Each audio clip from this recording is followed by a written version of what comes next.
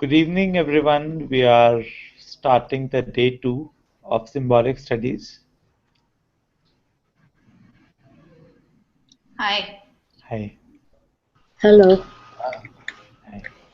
Hi, Don. Hi, guys. Hi. Hi, Good evening, this is Sridevi. Hi, Shruti. Hi, Sridevi. Good evening. Where we arrived at yesterday were a set of criteria,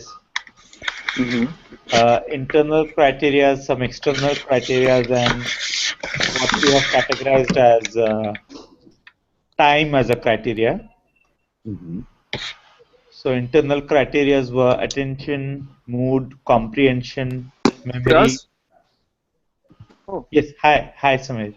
Hi. We Hi. both are here. Hi. Yes, the Hi. three. Hi. Yes, you're just starting now. So I was just listing the. I was just stating where we arrived yesterday. Yeah. In the discussion. So we identified a set of criteria, and today we'll try to establish a relationship between the criteria. Okay. Okay, So, I have a question. I wanted to zoom out and ask: are there any specific questions that we want to explore? Like, did our discussion yesterday bring up anything that, like, for example, Sumer, did you have anything in particular that you thought we should be talking about? Well, honestly, I'm really interested in the idea of perceiving, like not from the design point of view, but from the outside point of view. Because probably, because whenever we are doing something, we're always sitting on this side of the work, right? Right. So even if you try to think from the design is not just one-sided game. It is actually a double-sided sort of thing that you constantly switch your position. Exactly. And you move ahead. So we were actually very excited about the outside, the external perspective, which was really interesting, I think. So it is from our side way of looking at it. So that really excites us. Okay. And yesterday we had also arrived at the point where it would be interesting to look at communication in general, not specifically from one side or the other side, but what does communication look like, right? That's what Dawn and Malvika had also talked about. Yeah. Absolutely. So if we take up some of the criteria, should we try and establish relationships? Should we start that way, or is there any other way someone has to suggest? See, from what Sumer just spoke about, I think we are looking at external criteria mostly now because all. So space and design. Sorry, not external criteria. Sorry, that's. I can't hear too well. There's a lot of noise. Yeah. I think because we are standing at the installation. Oh, I see.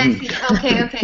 So there's a drilling and hammering. Like the five people are installing the same place. So that's what. Okay. So a lot of the things we were talking about yesterday were from the receiver's point of view and not from the design or the person who's creating the poster. It wasn't from the poster's point of view, but from the person who experiences. The internal criteria. Let's say, yeah. But even within all the different things that we discussed in the internal criteria, we arrived at this point where time itself as a criteria became something crucial. So I think other than establishing a relationship between the various criteria in the internal set, I think we also need to link it to how we, to the relationship with time. How each of those things are experienced at different points of time, or how memory and time will influence it. Right. How do we do that?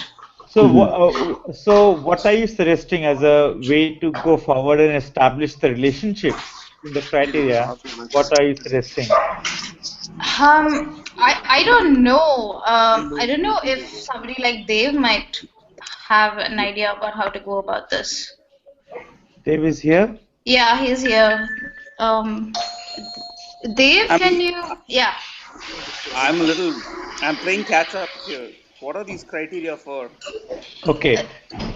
We are trying to establish how attention and perception take place from the viewer's perspective, also from the designer's perspective, and how it looks overall when both of them are involved. Oh, I guess we lost him. Oh, okay. Hey, so this is Sridevi. I'm curious. What is your, how do you go about approaching this? Is the idea here to actually create some experiments whereby you can develop a relationship? For example, a thought that came to my mind is you could try exaggerating one certain feature and see what that emotes from your viewer. So recently I was reading this write-up about a neuroaesthetician called V.S. Ramachandran, and he has these concepts of how to break down perception. And from a design perspective, as you were mentioning, Malvika, he had these concepts of whereby you could essentially the peak shift concept, where caricatures, for example, if you look at caricatures, you're exaggerating a certain feature, and that brings up a certain emotion in the person who's viewing. So one way of approaching this would be to actually create exaggerated features in your design so as to check if you're getting the emotion that you want, so just a thought. Yeah, I think I'm that's back. interesting. I missed that. My app crashed. I guess you guys didn't. Yeah, we saw that you went, but Sridevi just spoke about a few other things. So we'll just respond to her and get back to you. Okay. I think it's interesting that with the exaggeration experiment, you need a kind of reference to exaggerate from, right? So the receiver or the viewer is coming in with a set of references, and then that's how we can exaggerate things. Because without that, then, without a point of reference, there's no exaggeration. Right. So in this case, for instance, in your thought experiment, there was a point of reference, right? So there is the side of the guy Murugan who's observing. So that's one point of reference, and the other point of reference is the designer's perspective. Yeah, what the they design think is is brief important. in that sense. I mean, what the designer wanted to convey in an absolute way, right?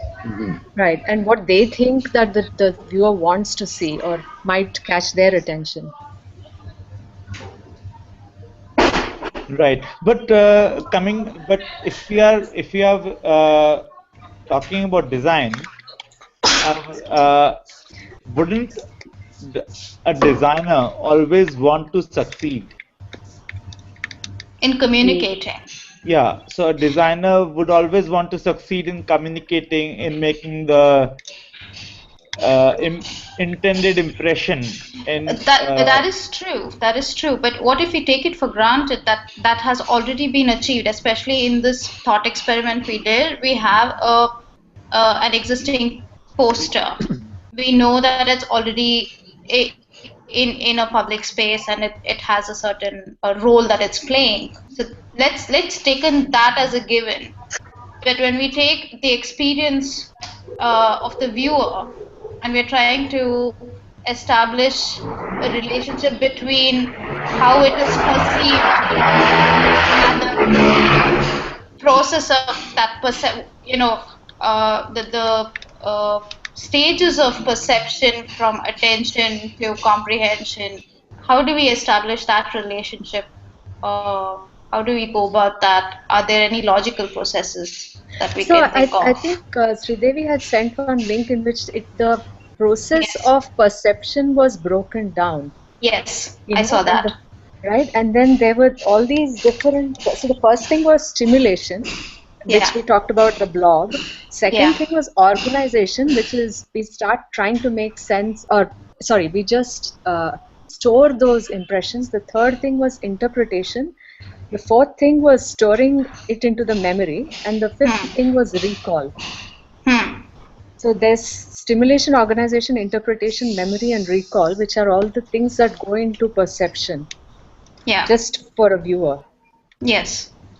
And I don't know if we should go into the details of each process, or if, what I think what might drive us is what are we trying to get at? Are we trying to see how the viewer goes through each of these processes? If you're trying to formulate that question we initially began with, that is, how long does it take for Murugan to understand what the poster is communicating? Yeah, but I think specifically what we are trying to do today is, for example, if we take each of the internal criteria and we take each of the external criteria and we achieve a relationship between them. So how is attention related to impression that a space makes? How is the mood related to the impression that the design makes? Right. So, I mean, these are all very complex. I think many relationships would be formed between each of these criteria. But like you're saying, then the question would then give it a focus. Yeah. That the focus is, are we still sticking to how long does it take? Okay, but then we can ask what the question would be. I mean, exactly. So hang on, I have a question. Yeah. How are we going to understand this by talking about it? The way we have been doing this is by trying to discover based on each other's level of whatever understanding. Yeah, because talking itself is a structure, can be a structural lens, right? So in the sense that, granted that we are not talking about expert positions. Right. So we are not talking about expert positions that we each of us holds, but we can talk in a structural way so as to reach a point by sharpening what each of us says, and then maybe arrive at something. What about the truth? So the thing, truth is subjective because each one of us has our No, experience. No, I mean what really goes on in the sense that it's okay. So what do you propose? How do we? So see, there have been quite a few studies conducted on stuff like this, and it turns out there are a couple of ways in which we take impressions away, and there are two different time scales. One is super short. Yeah. You have a very powerful impression that you make very quickly. Yeah. And then there is a more reasoned, longer rationalization, if you will. And people have tried to figure out the role of each of these by conducting various experiments. Right. And there's a lot of information on that because people have actually gone into this problem, studied it to understand it. So I think that would be a good place to start if the goal is truly to understand. Wow. Okay, we lost him again. Yeah. Yeah. No, I think he makes sense. What he says absolutely. What I would accept and where I would disagree is that, I mean, considering the fact that, of course, studies have been performed in almost every area of human existence, but in a discussion, what we can actualize is what part of that study can we represent in a discussion. So yeah, I agree too. I also think that we are looking at a kind of a language, a variation in language, how one understands things, and everything does not have to be studied from a practical nature. There can be a more abstract way of looking or formulating Exactly. questions And or it's also a personal hypothetical. experience, right?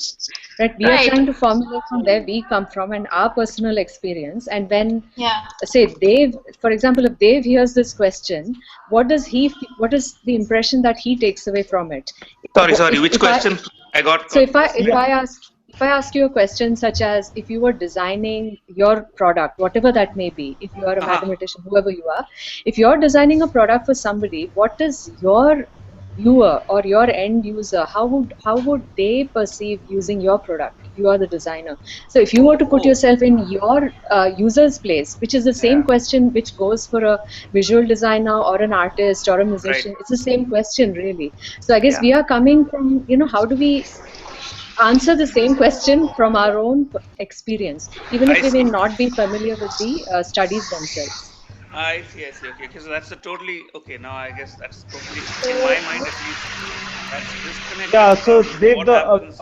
Could we the say that objective might not be to arrive at the absolute version of what the of what we can understand at this point in time in human history, but between us, those of us who are in the room, what can we arrive at as a considering that we are all from different disciplines, so to say, what is the common ground that we can establish in looking at these matters? So I have one basic, very basic question now that what are we looking for actually? So it's Yeah. is the answer important or are we analyzing the question itself? That's quite important for me to even Yeah, further discuss about it. So, precisely. so I think sharpening the question Hmm. will enable us to reach a sharper answer. Yeah. Yeah, We are it is in the process of sharpening the question that I thought it would help to have somebody from a background of logic or maths or science to help us out here. Because it's very easy for us to float in the abstract Hmm. Yeah. and yeah. we can go on subjective terms. So when everything is going to be subjective, when everything is a variable, where do you begin? So for Yeah. So, So me, from what I can see of the discussion, I see that it's gone a few ways. From your email, I didn't really understand what this was about. Hmm. And then from the first 15 minutes of this call, I thought the goal was to try and understand what Murugan goes through as he views Hmm. this poster. Hmm. yeah. Hmm. But now I'm beginning to feel that maybe what you're trying to understand is uh, this notion of when you are designing something for someone. I mean, Hmm. you have a recipient in mind. Right. How do you create something that pleases them or impresses them strongly? Okay, now that's a good point, but the point is to answer that question, we do kind of have to understand what the viewer is going through, which is Murugan. Like, what is Murugan going through? so? Shouldn't we define Murugan in a more detailed way? Like, who is Murugan? What is his background? What are his likings? So I I think that's the wrong path to go down. Okay. And I would approach it from I tend to like approach these from sometimes from the musical side of things. Let's say you're creating not a poster but a song for an audience, right? Mhm. A song, yes, okay. So then I don't think you really need to understand what goes on in that person's head as in a sequential manner. And you don't need to really understand what goes on in order to create something that pleases or otherwise impresses them. You need to Right. know who they are, who's your audience, and loosely what their musical tastes are. And in that genre, it's pretty well established what pleases, what doesn't, what surprises, what doesn't. And then it's just a matter of trying things. And it, I mean, magic happens when you're trying things in a live setting. Yeah, but again, we are trying to understand the user first, right? Right. Is what I And get. so, and in that sense, I don't the microscopic focus on. We lost Dave again. Yeah, so I think both Dave and TNT are using the app, and they both crash at the same time. This is the third time it's happening. Okay. Yeah. So, yeah, I don't know where the driving sound is coming from, but considering so Rishi, you are also here from, let's say, Rishi and Sridevi, you're representing also maybe the logic, the how we can establish.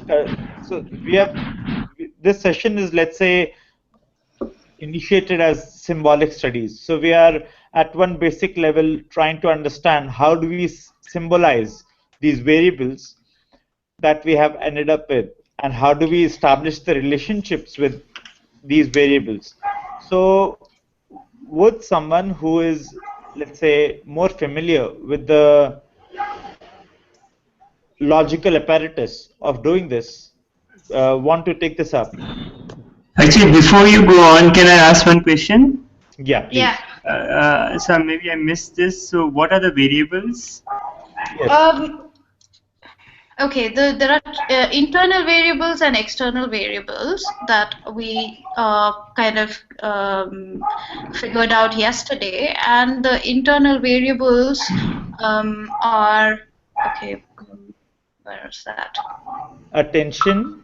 Yeah, attention, mood, comprehension, memory, socialization, cultural exposure, personal experience, and psychological state. And the external criteria would be impression, which will include space and design. And at time as criteria, short term or long term, would be the third set of criterias. And what are these criterias of? These are criterias that matter in Murugan's understanding of what the poster is trying to communicate. So his reception, let's say we are trying to understand what are the factors affecting his reception, right? So Rishi, does that answer your question? Yeah. Does that give you a good idea of what the variables are? Do you consider, or would you even consider these variables?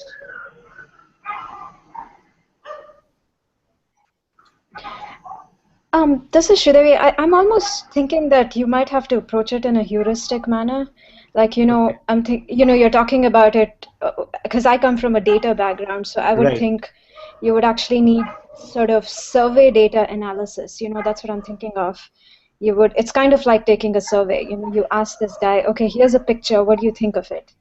Or if you want to just try to check his responses to attention, you could probably come up with an experiment which just tries to narrow in on something attention based. Of course, this requires some neurologists to give some input on how you could design such an experiment. And if you're trying to understand his mood, for example, you would again have to come up with an experiment. So in my mind, it's almost like creating a survey data set and then trying to analyze from it. Just a thought. Right. But if we are not trying to, let's say, establish an empirical way, which represents, let's say, a data set or a sample size, but we are trying to establish relationships based on a more on a conceptual understanding of what these variables are and what this reception would consist of, right? So let's say it's more like trying to understand what the architecture of this problem is, and not really try to find solutions to the problem.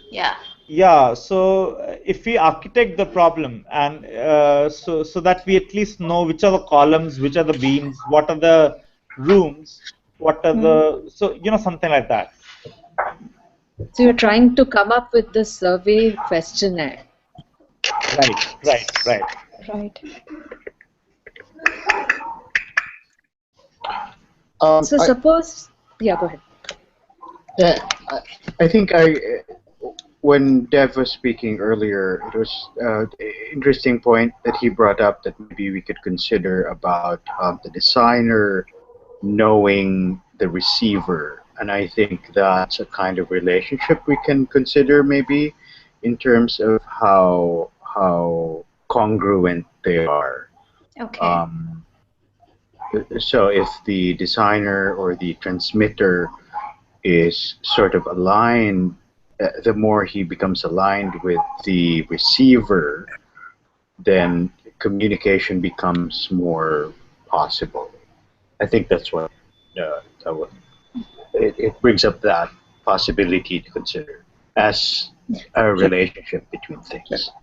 Right, and if you want to be aligned with whom you are trying to understand, that's like a question of empathy almost. And then what are the criteria then?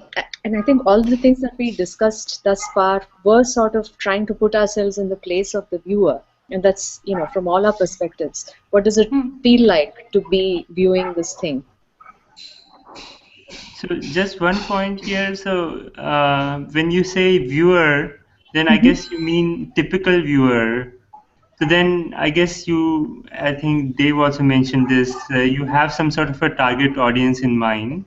For example, people who've grown up in a particular region, or people who study some particular thing.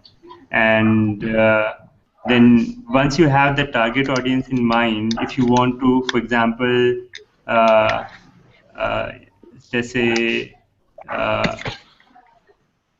let's say, you want to say that you want to that person to feel in a particular manner after seeing a particular photograph, then you would tune your photographs to that audience. For example, if you know that your target audience is a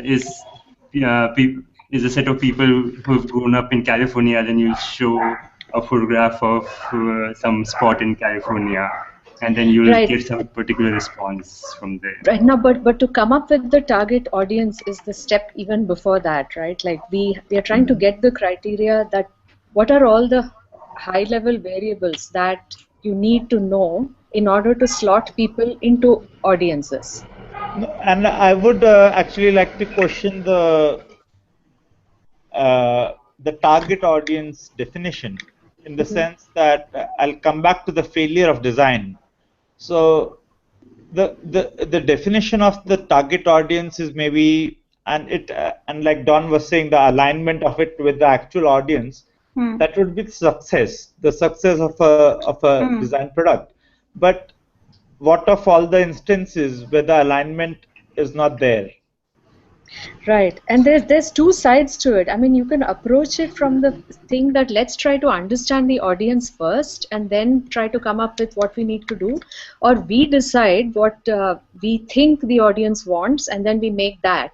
And one way to understand the audience is to create that survey and try to get their responses and see what's happening. Or you decide that these are the survey questions and we ourselves will give the answers based on what my own aesthetics are.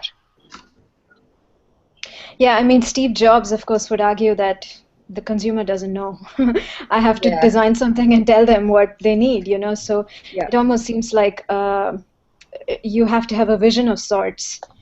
But also I think he did have a target audience in the sense that people who are sort of willing to pay a little bit more in order to get a product which is a bit more polished. So his target audience is not people who will use, for example, Linux, for example. True. So he geared his strategy to attend to those set of people. Right. So I think Prayas brought up a good point of taking the example of a successful design and what doesn't succeed that effectively. And I think if we take that as one equation, that where the designer and the audience, that there is an effective communication in that process. If we take that as one equation, and everything that consists outside of that is not completely absent of a communication. There is still some communication happening, but to what extent it's happening is what we don't know, or why it doesn't happen. So I want to say what you just said in a slightly different manner, which is we are trying to build an equation, as you said, between the viewer and the image in front of them. Yeah. And we are going to cut out things which are little not directly relating to this, just the seeing, but things like, what is the mood or what is the weather that day. Suppose we remove those things and we put them as secondary variables. Right. And we look at what are the primary variables that go into deciding this equation of very fundamentally. What are the main things that go into it?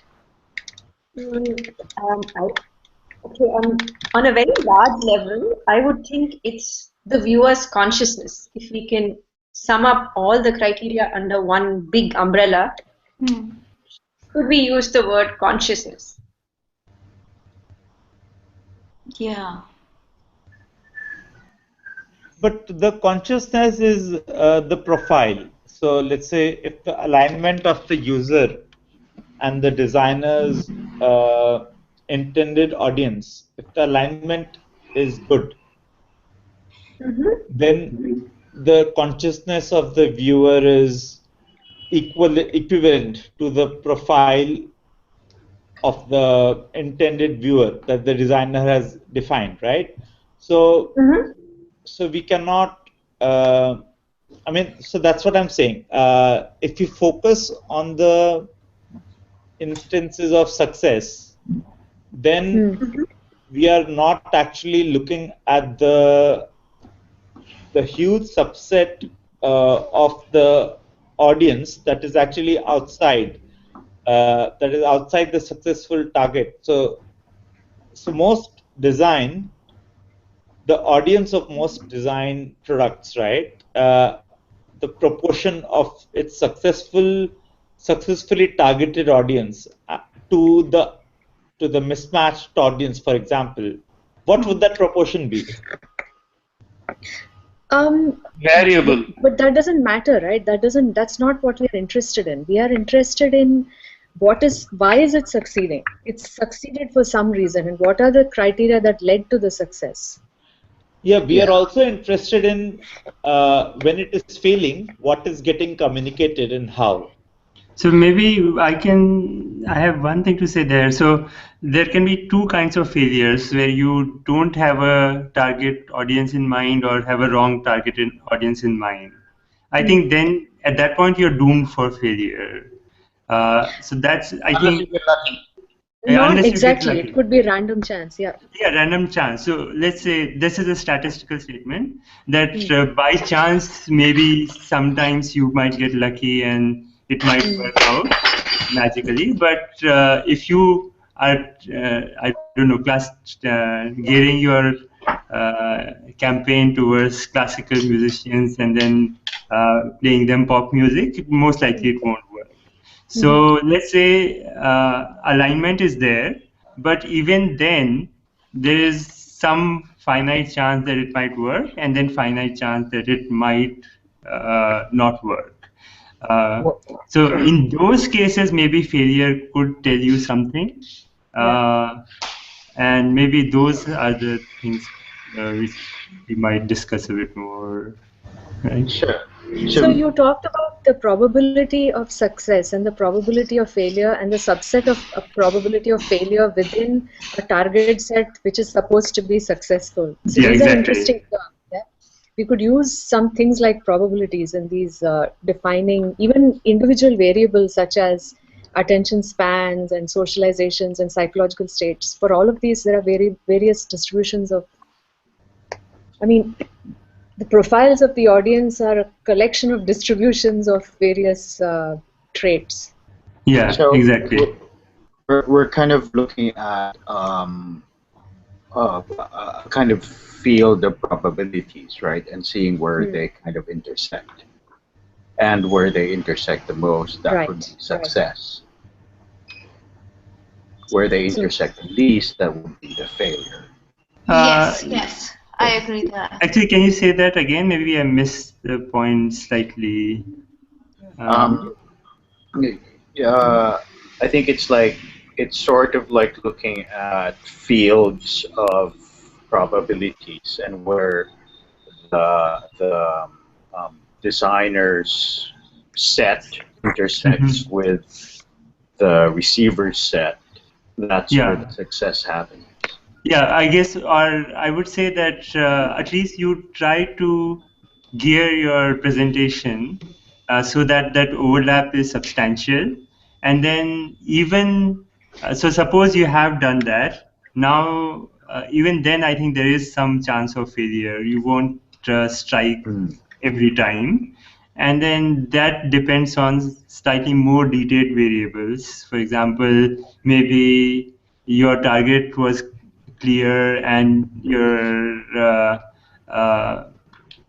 did hit the target, but the execution was not very good, or you missed something in your presentation, then it did not strike or something like that, or just bad luck. Yeah, so my interest in this entire question is if I think of it as a visual, and if I think of this intersection, and let's say you have two circles, and one is blue, where it's the designer is blue and the audience is yellow, and the point of intersection is you have green. So now I am more interested in what is outside the green in the blue and the yellow circles, and what all does the yellow need to do to become to get closer to green, and what all does blue need to do to get closer to green. So the audience won't. It's okay. Maybe sorry. No, I was just saying that if you take variable communication entities, for example, like music, like they was pointing out, and like poetry. So in such products, or even the poster that we have to begin with, a poster, if we see it as a point of expression and not necessarily as a targeted point of expression, then most of the audiences, I mean, are actually different degrees of mismatch, right? Sure. So, because everyone is understanding the content in a slightly varied way. Yep. To come that's back what to is Malvika. meant. Yeah. Go ahead. Sorry. Yeah, I see it this way: to reach this green. So I see this more like in the context of we have a problem. So when you have a problem, we have a solution, and to get there, we need a brief. So the better we define the brief on one side, let's say that is the creator side or the designer side, and or it could also be from the management or the company side, and the better that's interpreted. So I would think that the intersection between definition of the brief and interpretation of the brief, and when they kind of match, you'll have a larger overlap or the green area. Right. Right. And similarly, if you were to define each viewer as a set of variable distributions of traits, and you try to break down a whole bunch of traits, and that's how you define the viewer itself as a Venn diagram within themselves, and then you have another Venn diagram, like all these circles all over the place, which are all intersecting with each other. So I guess when we are defining the brief, we will look into profiling. So probably, Satya, you mean like all these intersections, the profiling, right? And we put them into profiling activities. Yeah, and which is what Sridevi was talking about, the survey questions where you're trying to profile the person. Right. And I kind of agree with what you're saying too, about the intersection between them. Sometimes you could actually have instances where intersection between two elements is actually dependent on a third element, completely different element. So, yes. So your cultural background can actually end up influencing your perception of a color, for example, and or the associations one to these visual or audio stimuli, so to say. Yeah, right. Yeah, because one sound which is high pitched, I may not relate to it rather than a low pitch. Yeah. Mm-hmm. So if we let's say we all are talking about a set of commonalities and a set of discongruent, let's say, characteristics of the audience, but how do we begin to imagine how can we imagine the perception of the user who's falling either within the green space? Would it be very different for the viewer who's within the green space and outside the green space? I suspect this is one of these instinctive things. Can you really break it down and go about it in a left brain sort of way? I don't know. I think yes, because go ahead. I think it's interesting using the colors model where we have the blues and the yellows intersecting and forming green. I think one of the questions that kind of pops up when we kind of model it that way related to when somebody said all these Venn diagrams inside a person. Yeah. So we're also, I think, looking at how yellow is yellow and how blue is blue. Like if the yellow field, has a little bit of red in it, then it won't end up as completely green. Exactly. Right, the yellow itself is comprised of a whole bunch of other circles intersecting each other, which eventually became yellow. Yeah, and that's what I think we began this whole discussion with, like, how do you model this question of this experience, maybe, of, whether somebody is looking at a poster or you're going to be watching a movie. How do you model that question that is going to contain so many variables, each defining a different experience? Yes, considering we have a rather specific interest in this relationship, wouldn't it be possible to model these variables because we do have a specific interest? So we're not trying to approach it in a very universal manner. So what is the specific interest again? So the specific interest is, let's say, in including the negative space of the target audience, and also the negative space of the intended audience, which is towards the margins. So we are trying to associate how those negative spaces are perceiving the content. But that seems just as broad, right? What are you focusing on? Is this for in the visual for visual media, or is this? If we take it with this poster, this example of the poster itself.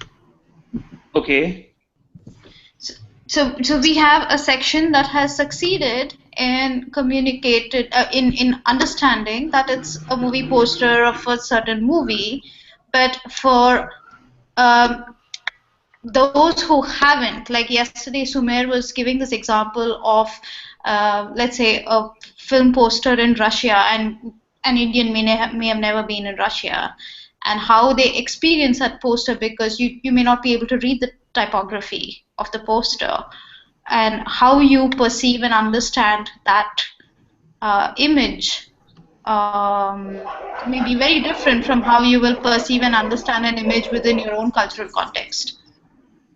That's true. It will be different, but Keep going. I'm still waiting for what you want, what you're trying to get out of it. But there is still a communication going on there in that other context. Okay, keep going. And it may not be up to the. I mean, it may not be 100% of what the designer there had intended. So fine. So the difference between my perception of a Russian poster and a Russian's perception of a Russian poster, we're looking at that difference of experience, in experience. So Dave, just to specify it further, why are we interested in this question? So once we know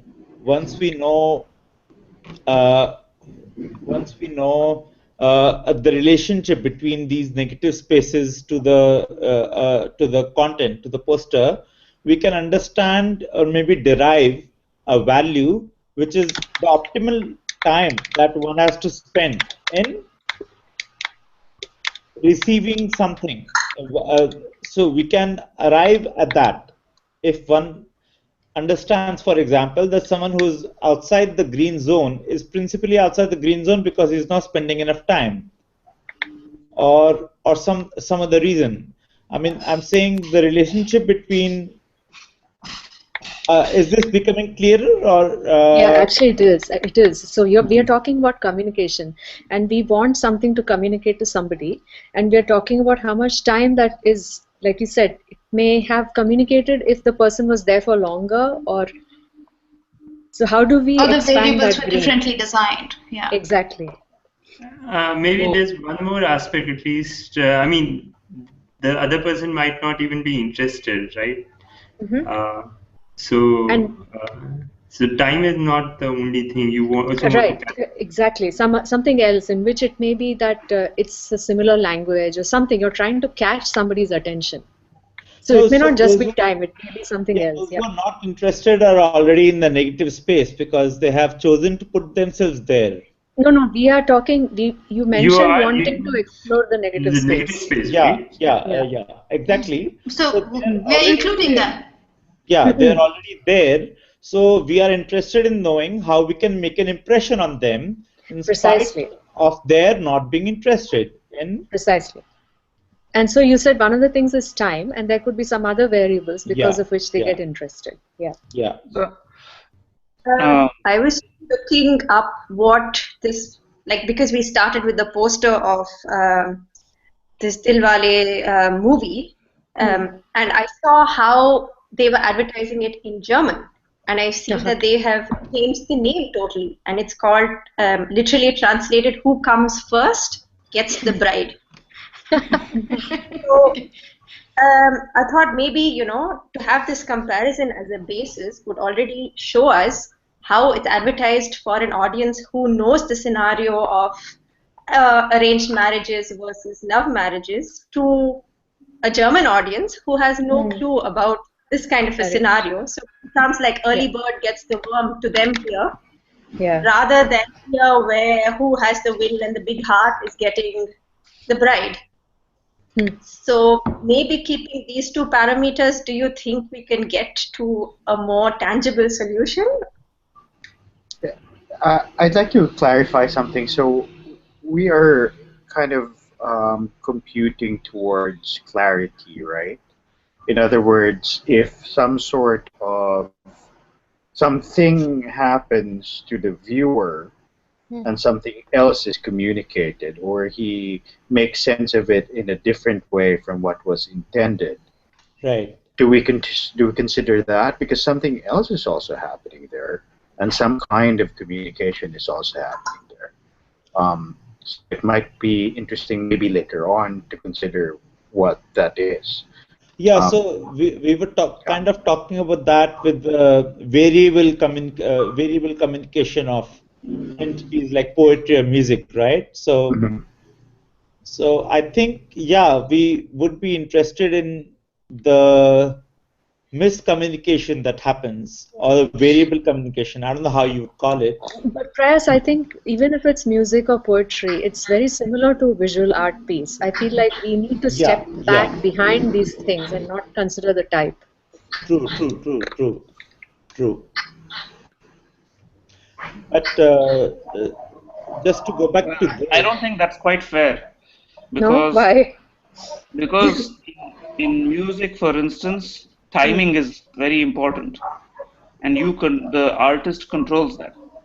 That's fine, but still at the end of the day, there is still a product. Even if it is laid out over time, it is still Yeah. a product presented to an audience. No, So if I think what he means, So Satya, how is the come nature of it you is want to duration. collapse all these variables into one, but you want to dissect the no, receiver variables? So suppose you just look at the receiver, just forget the product itself. I'm saying let's not look at the product as the type of the product. If we just look at the reception of the product, But I'm you trying could to flip that on abstract its it. head. You could Sorry? flip that on its head and say, let's not look at the receiver, let's just look at the product. I mean, Which is I think fair. I one mean, thing the we got to point do. is at the end of the day, we are trying to see how the receiver is receiving it. We're trying to look at this intersection. We're trying to increase the intersection, right? Yeah, but it's what you're considering is an interaction, and so you can't. You have to consider both pieces. You can't leave one out. And no, if you choose to leave one but out, then prioritizing media types, Yeah, and that's all I'm prioritizing saying. is Yeah. something we would it would be uh, slightly faulty to do in the model, right? So we can't say that this model is likely to work for durational media, not likely to work for non-durational media. Why? I think that's the next step. To go into the type of media is the next step. Before that, if you I think I agree. You can't. You need to have different sets, and that's why we're taking a specific thought experiment, because it will change for different media. If you're looking at the poster, you will have to No, I don't think so. I don't think so. I think the variables that go in will be different. So the variables for each medium would be the same at a very fundamental level, but it's like talking about attention from a neuroscience perspective. That will be the same for any medium. So if I'm going to that level, it will be similar. But then we can break down, time makes a difference if it's a visual art piece versus a music. It makes, So let me make a comment here. And this is sort of a statement of fact that if you're trying to explain something, the more general your explanation is, the more broad the scope of your theory, the harder it becomes to do that. So if you want one unified theory to understand all these various kinds of interactions, that's much harder to do than one particular kind of interaction.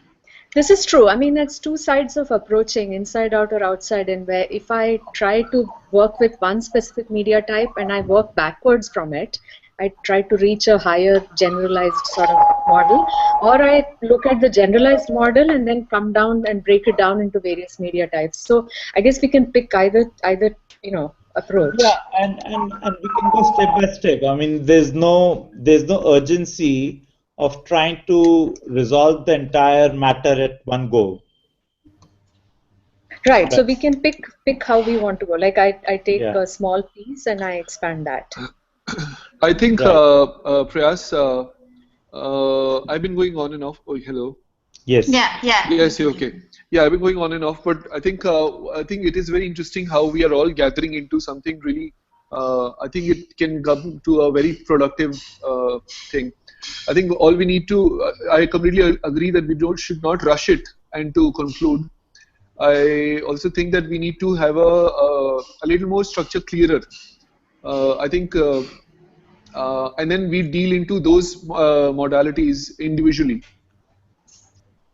Right. So what if we define a very specific question? Like Sumer, for example, if you have a very specific question and we only stick with that question. Yeah, because so we are trying to define a question. So say for example, if you're talking about the visual culture, we restrict ourselves to that point. Right. Yeah. And we restrict ourselves to that point instead of moving ahead. Though it is extremely tempting because the design processes are extremely similar, but may differ in terms of when it is applied onto something. So I would actually consider the visual aspect of it to begin with, because since we started with that, and then we kind of break the visual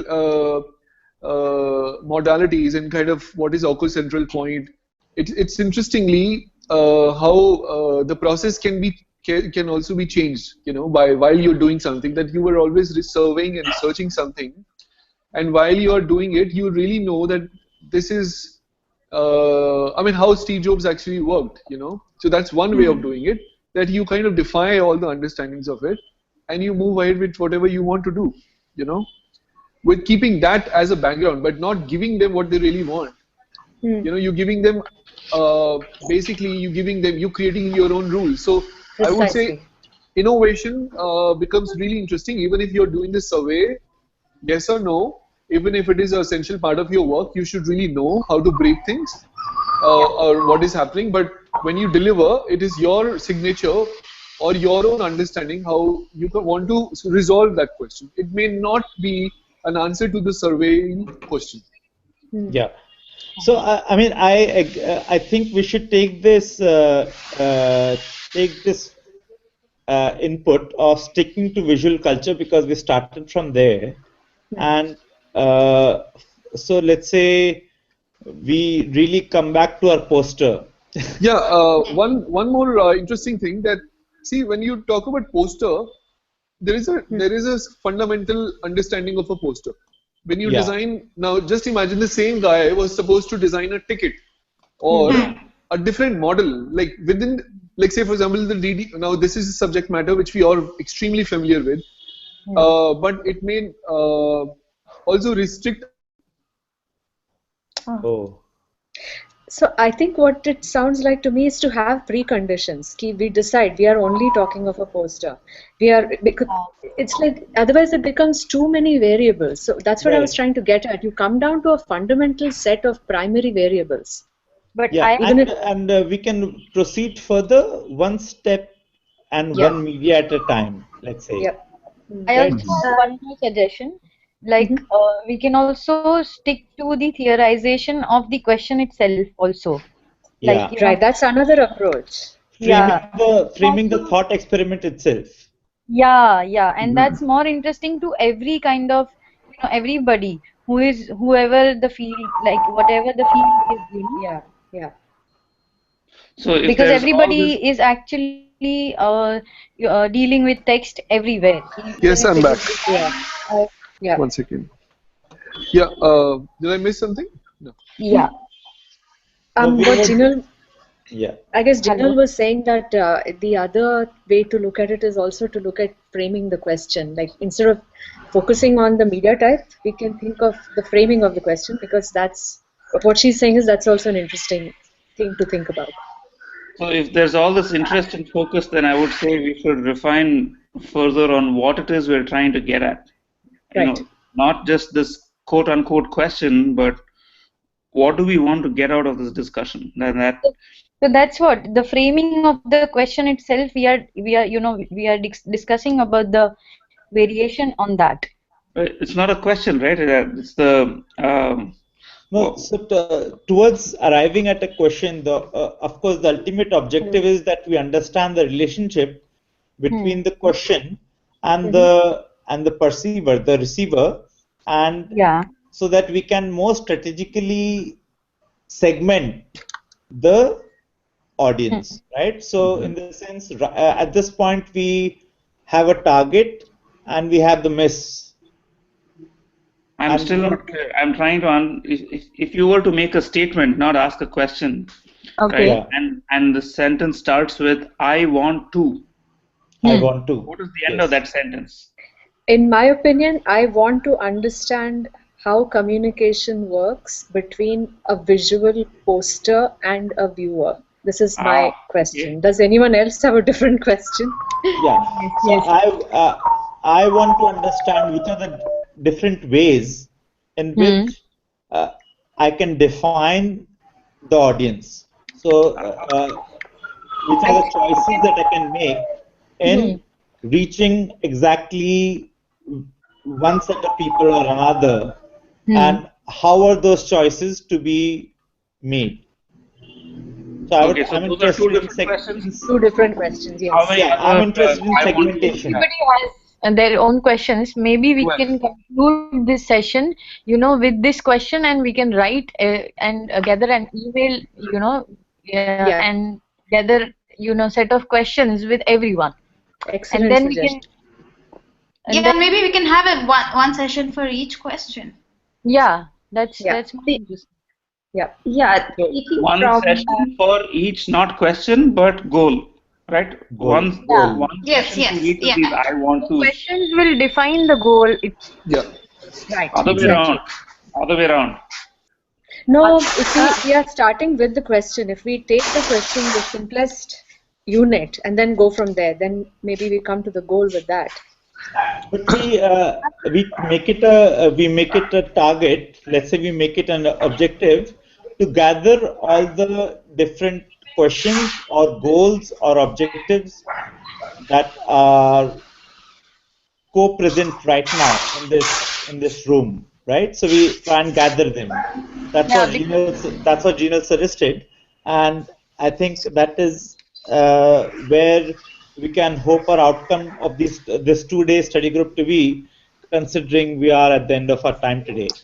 yeah, because we started with the very abstract question, uh, and in two sessions we are just mumbling around here and there, with the question and the purpose and what are we talking about, Right. Right. that will these questions will define what are we talking about. yeah, Right. I found Absolutely right.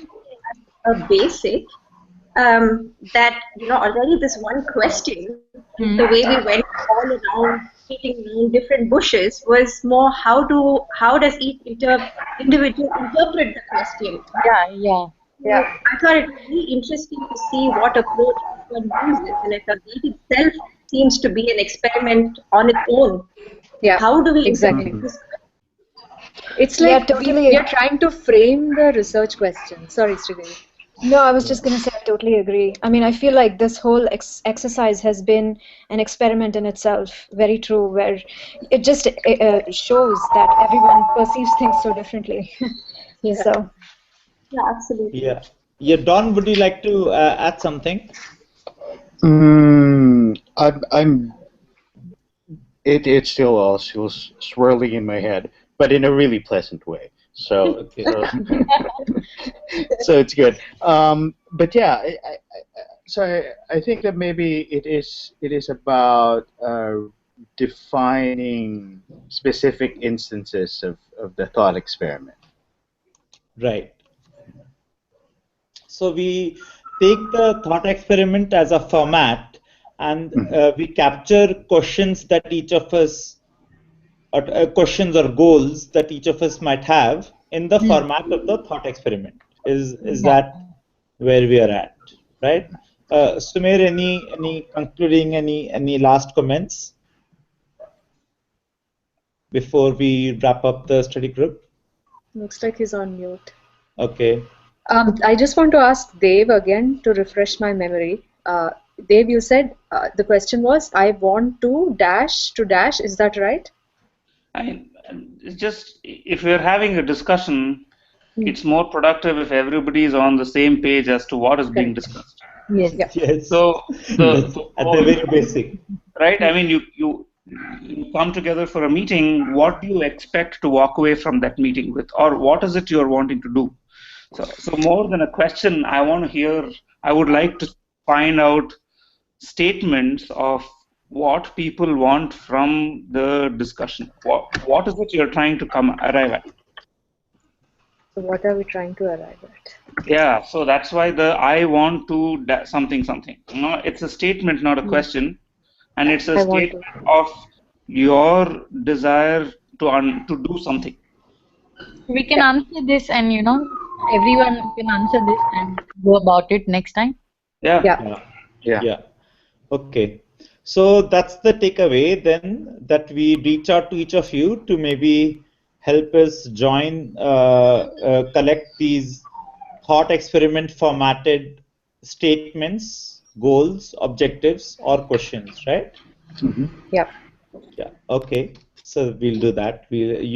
So you can all expect a mail in the next few hours. We'll mail you. Okay. Thanks everyone for joining. It was great talking Super. to you. Thank you so much. Thank you. Thank you. Thanks, Bye. everybody. Thanks. Yes. Right. Bye bye. Bye. Bye.